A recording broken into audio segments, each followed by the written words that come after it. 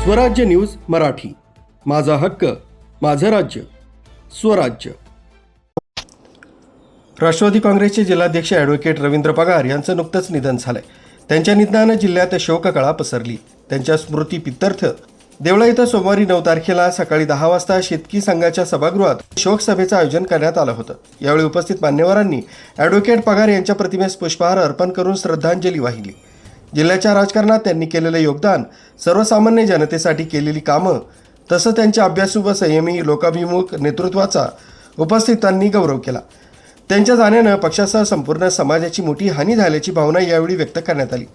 शोकसभेच्या शेवटी दिवंगत आत्म्यास सद्गती लाभो, तसं त्यांच्या कुटुंबियांना हे दुःख सहन करण्याची शक्ती मिळो, अशी सामूहिक प्रार्थना करण्यात आली। याप्रसंगी प्रांतिक सदस्य व बाजार समितीचे माजी सभापती योगेश आहेर, उपनगराध्यक्ष संभाजी आहेर, शरद पवार गटाचे तालुकाध्यक्ष पंडितराव निकम, नगरसेवक जितेंद्र आहेर, बाजार समितीचे संचालक भाऊसाहेब पगार, शेतकी संघाचे चेअरमन संजय गायकवाड, पीके अप्पा आहेर, पतसंस्थेचे संस्थापक सुनील आहेर, स्वाभिमानी शेतकरी संघटनेचे समन्वयक कुबेर जाधव, शिवसेना उद्धव ठाकरे तालुका प्रमुख प्रशांत शेवाळे, अजित पवार गटाचे तालुकाध्यक्ष कैलास देवरे, भाजपचे तालुकाध्यक्ष किशोर आहेर, जिल्हा सरचिटणीस जगदीश पवार, गटनेते संतोष शिंदे, माजी उपनगराध्यक्ष अतुल पवार, काशीनाथ पवार, गोविंद सूर्यवंशी, आर्यन शिरसाट, भाऊसाहेब आहेर, रवींद्र जाधव, महेंद्र आहेर, दिलीप मेतकर, डॉक्टर किरण आहेर, योगेश वाघमारे, चिंतामण आहेर, बाळासाहेब मगर, युवराज आहेर, सचिन सूर्यवंशी, संजय साळवे, भाऊसाहेब वाघ, साहेबराव सोंजे, पुंडलिक आहेरे, सचिन सूर्यवंशी, किरण आहेर आदींसह सर्वपक्षीय पदाधिकारी व कार्यकर्ते उपस्थित होते।